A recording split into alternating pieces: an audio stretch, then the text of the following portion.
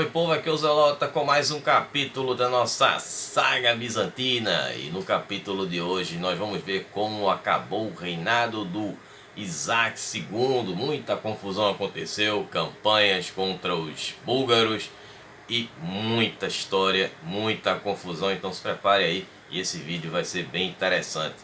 Mas antes de eu contar essa história para vocês, eu peço a todos que não tapotem no like, compartilhem com os amigos, que ajudem mais o canal a crescer e valorizem o meu trabalho. Vocês que são novos aqui, sejam muito bem-vindos. Eu trago muito conteúdo de antiguidade e essa é a saga bizantina, onde eu conto a história de todos os imperadores e usurpadores bizantinos.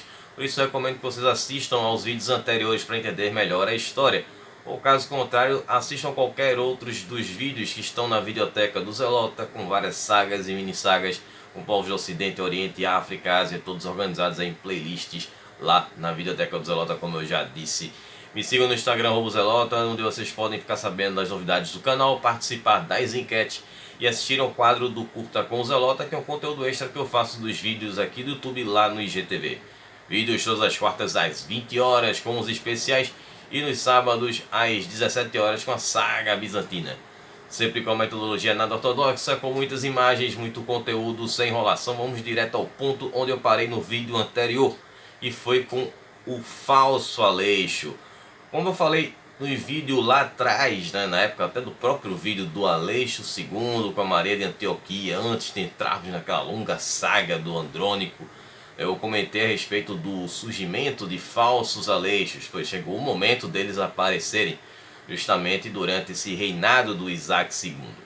Então apareceu a figura de um jovem que se passava pelo rapaz que desapareceu, até porque para os bizantinos, né, o Aleixo II, ninguém encontrou o corpo, ninguém viu, então estava vivo, né? Mas vocês sabem, né, que não.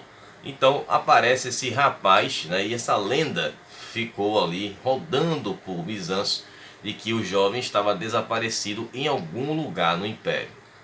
Então apareceu um certo Aleixo que vivia em Constantinopla e ele se apresentou como o verdadeiro Aleixo II, o Aleixo Comneno II, e que foi parar inclusive lá no sultanato de Rum, lá em Cônio, e foi parar na corte, né, do Keiji Arslan II, que o recebeu, deu presentes e até um título e também um exército. Ele chegou a reunir 8.000 homens e depois ele foi atacar uma vila no Império Bizantino, botou fogo lá nas casas, e aí ele passou a ser visto pela população como o verdadeiro Aleixo II. Chegou lá atacando e se proclamando como o verdadeiro Aleixo II e que estava de volta. Então parte da população e também da nobreza começou a realmente acreditar que ele seria o verdadeiro Aleixo II e o verdadeiro dono do trono, né? Já que o Isaac passava por um grande problema de popularidade. Inclusive a gente vai ver esses detalhes um pouco mais à frente nesse vídeo. Então o Sebastocrator, né, que era um dos títulos mais importantes que tinha na corte bizantina, inclusive era o irmão de Isaac, que era o Aleixo Ângelo. Ele resolveu não ter nenhuma atitude a curto prazo e entrar em um conflito com esse suposto Aleixo. Ele resolveu primeiro investigar quem seria esse rapaz. Só que aí o impostor esse Aleixo, falso, né, na moda a turma usa hoje, o famoso fake, né, o Aleixo fake, enfim, tanto faz, é só uma versão, vou falar em inglês, mas aí o Aleixo ele acabou sofrendo um acidente, né, e veio a falecer. Então esse problema estava resolvido. Só que na verdade não foi exatamente um acidente, né, um acidente entre aspas. Esse Aleixo ele foi parar em um castelo e lá ele foi recebido como se fosse o verdadeiro Aleixo. Então ele comeu à vontade, participou de banquete, bebeu. E depois que um sacerdote percebeu que ele não era o verdadeiro Aleixo, ele já ficou de olho. Então esse rapaz foi dormir depois, embriagado, né? Já tinha tomado todas. E aí o sacerdote foi lá e decapitou a cabeça do rapaz. Depois ele conseguiu entrar em contato com o Aleixo Ângelo, né, o irmão de Isaac, e levou a cabeça até o Aleixo, né? O Aleixo Ângelo. E pegou a cabeça do suposto Aleixo II e deu umas pancadinhas com chicote de cavalo e disse: não é à toa que você enganou a todos. Realmente, rapaz, parecia com Aleixo II. E depois dessa história, um outro Aleixo apareceu, um outro Aleixo II, pouco tempo depois, que foi na Panflagônia. Inclusive ele tinha um exército, mas ele foi depois derrotado por um general bizantino, mais um riscado do mapa. Bom, falando agora na questão da política interna e porquê da impopularidade do Isaac, as questões foram o seguinte. Bom, no início do reinado dele foi maravilhoso, né? Foi festa, foi alegria. E ele libertou todos os presos políticos do Andrônico, né, com aquelas suas paranoias de que todo mundo era um usurpador, era um inimigo. E ele também acaba devolvendo as propriedades dessas pessoas que estavam presas e também deu uma compensação financeira por eles terem ficado presos ali de forma injusta. E aí os castigos corporais também foram banidos do Império, que também isso trouxe uma alegria para a população, né? Sabe como era a brutalidade lá, né? E apesar de que não, assim, aconteceu na verdade uma exceção, né? Os castigos foram proibidos, mas teve uma exceção para duas pessoas que eram João e Manuel, filhos de Andrônico, que acabaram sendo cegados por punição de serem filhos de Andrônico, né?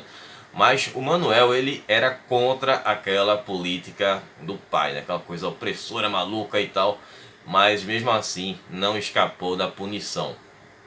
Outra coisa que o Isaac fez foi de cancelar todas as leis que haviam sido promulgadas pelo Andrônico, aquelas leis criadas. Uma dessas foi a abolição, né, que ele faz da lei costeira, que vai melhorar o comércio.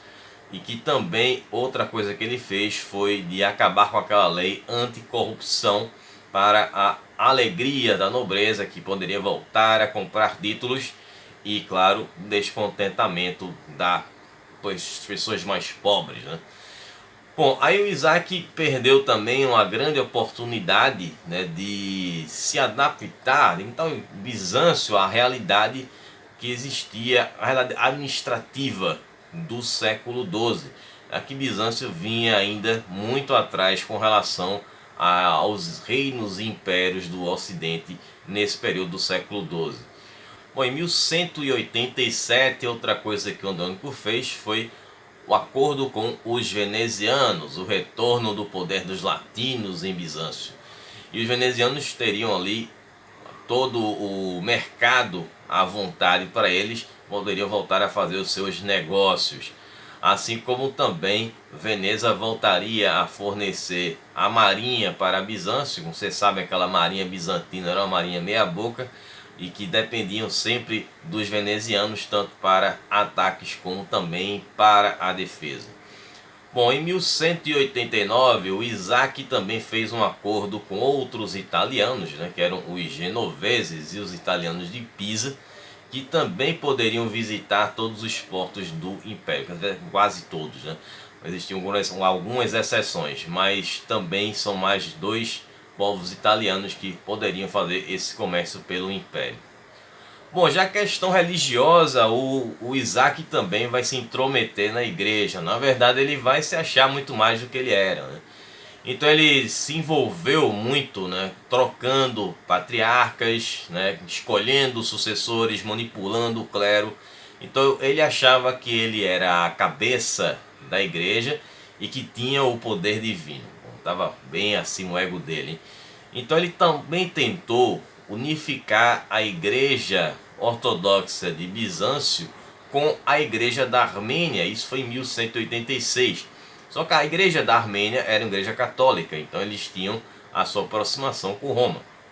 Então ele mandou uma carta para o bispo da Armênia, que era católico, mostrando a justiça, né? No caso era o bispo chamado Gregório IV, e ele falava dessa questão da diferença entre os dogmas da igreja ortodoxa bizantina e a igreja católica armênia. E falava da justiça como era, né, o patriarcado de Constantinopla como era justo. E aí os armênios se mantiveram unidos a Roma, de qualquer forma, eles acabam não aceitando. Então depois vai ser feito um sínodo no dia 10 de setembro de 1187, e foi comprovado em Constantinopla, nesse sínodo, que alguns desses bispos armênios haviam sido eleitos de maneira nada ortodoxa, do mesmo jeito que eu dou aula aqui. E aí o que aconteceu? Esses bispos acabaram sendo, na verdade, não canônicos, né, que seria a palavra mais correta para isso. E aí esses bispos foram mesmo assim confirmados em Constantinopla, mesmo não tendo sido ali eleitos de forma canônica. Bom, Isaac também, como ele se achava que estava acima do bem e do mal, ele utilizava utensílios da igreja, né, como taças e até o lavatório, né, os lavatórios no caso das igrejas que ficavam em Constantinopla. E claro que alguém chamava a atenção dele por ele estar tocando em instrumentos que eram utilizados na igreja e que ele não deveria pegar, né? Mas ele dizia sempre o seguinte, né? Que os reis têm permissão para fazer tudo, e entre Deus e o imperador, na administração dos assuntos terrenos, não existe de forma alguma uma distância tão incomparável e inestimável entre a afirmação e a negação. Bom, agora vamos ver os elementos que levaram à queda do Isaac. Como aconteceu essa queda? Bom, nos últimos 5 anos do reinado do Isaac II foram dedicados à guerra contra a Bulgária, e que Isaac liderou diversas expedições, mas poucas tiveram sucesso. Em 1190, em uma dessas expedições, ele escapou por pouco, sobreviveu. Em 1194, os bizantinos sofreram uma grande derrota, que foi na Batalha de Arcadiópolis. Essa derrota foi uma das maiores sofridas pelo Império Bizantino, ali já no final do século XII. Bom, em março de 1195, Isaac se preparou para uma nova campanha, agora novamente contra os búlgaros, mas ele teria um exército maior, preparou toda a estratégia, também contava com o apoio dos húngaros, até então ali ainda aliados de Bizâncio. Então, quando ele estava fazendo essa campanha, ele foi fazer uma caça, né? Ele foi caçar pela Trácia, né? Ali vizinho da Bulgária. E quando ele estava fora do acampamento, o seu irmão mais velho, que estava com ele o tempo todo, que era o Aleixo Ângelo, se autoproclamou como o novo imperador bizantino, e prontamente foi reconhecido pelos soldados que estavam ali presentes, e ele assume o nome de Aleixo III. Aí, ao saber do golpe, o Isaac sabia que a situação estava muito feia para ele, tentou fugir, e ele chegou até a Macedônia, na cidade de Estágira, e foi a mesma cidade onde nasceu o Aristóteles. Só que lá ele acabou sendo capturado, e a mando de Aleixo III foi cegado e colocado em uma cela em Constantinopla, dando agora um fim ao reinado do Isaac II. Bom, existe uma vila na Grécia que tem esse mesmo nome de Estágira, mas seria uma homenagem a essa antiga Estágira. Ela fica apenas a 8 quilômetros de distância da antiga cidade. Bom, agora vamos ver esse início do reinado do Aleixo III, né? O Aleixo III, que reinou de 1195 a 1203.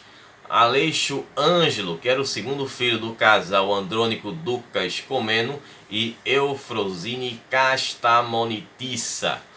Bom, ele participou de uma conspiração contra o Andrônico Comeno e passou um tempo exilado, chegou até ser capturado, ficou um tempo em cortes muçulmanas e até mesmo na corte do Saladino, até a ascensão do irmão dele, do Isaac, ao trono.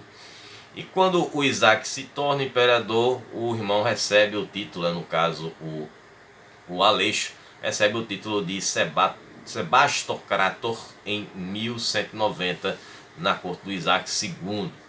Bom, se tornar imperador, o Aleixo Ângelo, ele prefere utilizar o nome de Aleixo Comeno. Ele tinha essa ligação sanguínea com a família Comena, mas para dar uma coisa mais pomposa para ele, já que os Comnenos foram os que fizeram a restauração. Teve Andrônico que estragou tudo, né? Mas enfim, então ele queria ter essa ligação, mostrar essa coisa que ele era um cara digno e que, enfim, era um Comneno. E aí aconteceu que o Aleixo II, ele conseguiu esse golpe, mas teve toda uma artimanha por trás, né? Teve uma tramóia, teve aquelas coisas ali. E uma das pessoas que ajudaram o Aleixo III a se tornar imperador foi a Eufrosine do Sena Catamerina, que era justamente a esposa do Isaac II. Então foi prometido a ela que ela teria um papel de destaque na corte do Aleixo III. O Aleixo que traiu o Isaac, não só a questão de ter sido o irmão dele, mas o Isaac tinha retirado o Aleixo do cativeiro que ele estava em Antioquia, além de ter dado aí títulos importantes, né, como o de Sebastocrato. Bom, com relação ao reinado dele, bom, esse início de reinado do Aleixo III, ele vai ter que compensar o golpe e dando aquele famoso fica quieto aí e toma isso. Ou seja, Aleixo ele teve que sair comprando todo mundo, né, para conseguir aquele apoio para se legitimar no trono. Então ele acabou com isso, esvaziando o trono bizantino. Imagine a bancarrota que ficou o Império Bizantino. Então o exército ficou sem pagamento. Então os oficiais deixaram o Império Bizantino praticamente indefeso. Então essas propinas levaram o Império Bizantino à ruína financeira. Aí quando chegou o Natal de 1196, voltando a contar essa história um pouco lá atrás, mas deixando um pouco mais claro agora aqui, o imperador sacro romano germânico Henrique VI, que era filho do Frederico I, ele forçou o Aleixo III a pagar a indenização de 5.000 libras de ouro. Depois ele percebeu que estava muito caro, que acho que o Aleixo não vai conseguir pagar não. Então ele baixou, né? Baixou para 1,5 libra. Mas mesmo assim, o Aleixo não tinha como pagar. Como vocês viram, ele gastou dinheiro com as suas propinas. E aí o que aconteceu? Era uma indenização pelos gastos que o Sacro Império Romano teve na Terceira Cruzada.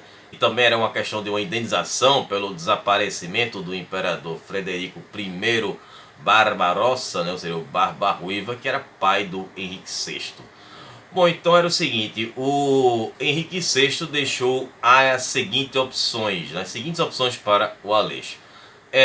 Pagar ou lutar. Então o Aleixo não tinha nem dinheiro, nem tinha exército. Então ele ficou numa situação, um beco sem saída. Então para conseguir juntar o ouro, foi o que o Aleixo fez. Ele saiu saqueando as tumbas dos imperadores que estavam sepultados na Igreja dos Santos Apóstolos e também fez um aumento, né, com pesados impostos para conseguir juntar essa grana toda, esse ouro, para poder pagar ao Henrique VI. Então foi o seguinte, o que aconteceu é que a sorte sorriu para o Aleixo. E aí o Henrique VI acabou falecendo em setembro de 1197 e o ouro nunca foi despachado. E aí no leste começaram os ataques, né? Primeiro com os turcos seljúcidas, né? Que faz tempo que não apareciam aqui no canal, e depois apareceram no norte os búlgaros e os húngaros, que agora estavam unidos contra Bizâncio. Então eles desceram atacando as províncias balcânicas e chegaram até próximo da Grécia, né? Ninguém respeitava mais ali o Império Bizantino. Enquanto isso, o Aleixo estava preocupado em lutar? Não, ele estava no seu palácio, né, esbanjando ouro, passeando pelos jardins, enquanto o Império estava ruindo do lado de fora. Então ele tentou resolver essa questão das invasões através da diplomacia. E aí teve a tentativa de aumentar a defesa nas fronteiras. Lembra que no vídeo passado eu falei das prônias, aquelas prônias que seriam tipo os feudos bizantinos. Então ele dando esses feudos aos notáveis que seriam como se fossem os senhores feudais que recebiam esses feudos, que na verdade vinham ali de carreira militar e que recebiam esse território. Uma coisa que era comum no Império Romano, de presentear ali soldados que se aposentavam de alta patente com terras nas províncias. Bom, e aí o que aconteceu? Ele, achando que dando essas prônias, ele conseguiria o apoio que ele precisava. Só que aí o tiro saiu pela culatra e esses notáveis começaram a ganhar mais poder, então criaram ali uma autonomia regional. E aí a autoridade bizantina sobreviveu, mas muito enfraquecida. Em 1197, um notável chamado Dobromir Crissos, que tinha um feudo na Macedônia, se voltou contra Bizâncio, e ele tinha ligação com inimigos de Bizâncio, que eram os Valáquios, que era um povo que inclusive tinha uma descendência romana e que vivia no território búlgaro, né, principalmente na Valáquia. Inclusive o Andrônico passou por lá, né, chegou a ser capturado, mas fugiu. E depois também os búlgaros, né, ele tinha ligação tanto com os Valáquios como também com os búlgaros. E ele reinou nesse seu estado independente até 1202 e depois ele sumiu da história, não tem notícia do que aconteceu com ele. Alguém deve ter dado um fim a esse cara. Bom, os primeiros anos do reinado do Aleixo foram também de uma boa relação com o Principado da Sérvia, no caso o Grão-Principado da Sérvia. A filha do Aleixo III, que se chamava Eudóxia Angelina, ela era casada com o Grão-Príncipe da Sérvia, que era o Estevão I da Sérvia, que também era um Neumânia, né? Era o filho do Estevão Neumânia, que foi o Grão-Príncipe da Sérvia que a gente viu nos últimos vídeos. E ele também era conhecido como o primeiro coroado. Bom, aqui inclusive o Aleixo III deu o título de Sebastocrato. Mas em 1200 as relações entre os dois lados foram se deteriorando, assim como o próprio casamento da Eudóxia com o Estevão também foi dissolvido. E com isso também a aliança entre Bizâncio e a Sérvia, deixando o Império Bizantino sem nenhum aliado no sudeste da Europa. Bom, espero que vocês tenham gostado, que vocês tenham entendido essas confusões entre os irmãos. No próximo vídeo nós vamos ver a Quarta Cruzada, o retorno de Isaac II, mesmo cego, volta para o trono. E vai ter muita confusão, vai ser muita história, então aguardem aí que no próximo sábado o negócio vai ficar ainda mais interessante. Bom, na quarta-feira teremos o nosso especial de 3.700 inscritos. A enquete está aí no ar. Então quem ainda não votou, quem não votou no Instagram, vota aí na aba comunidade aqui na minha página principal daqui do YouTube, para vocês escolherem qual civilização vocês querem ver na próxima quarta. E também na segunda-feira tem um curta com o Zelota. Bom, então recado rapidinho, eu esqueci de comentar com vocês, até inclusive no próprio vídeo, que quarta-feira, dia 7 de julho, dia 7/7, foi aniversário do canal e nós fizemos 3 anos de canal. E acabei, como eu disse, eu lembrei já depois que eu tinha gravado o vídeo, ficou tudo muito em cima da hora. Eu fiz uma estreia do vídeo do Reino do Ponto, a segunda parte do vídeo do Reino do Ponto, fiquei no chat online, lá interagindo com o pessoal que entrou na hora que estava assistindo o vídeo, assim no momento que ele foi postado. Então, peço perdão a vocês e foi vacilo da minha parte, eu acabo esquecendo essas coisas de aniversário. Só não esqueço do meu porque tem na identidade. Então, eu vou ficar por aqui, a gente se vê na quarta. Abraço, Zelota. Até lá, falou pessoal.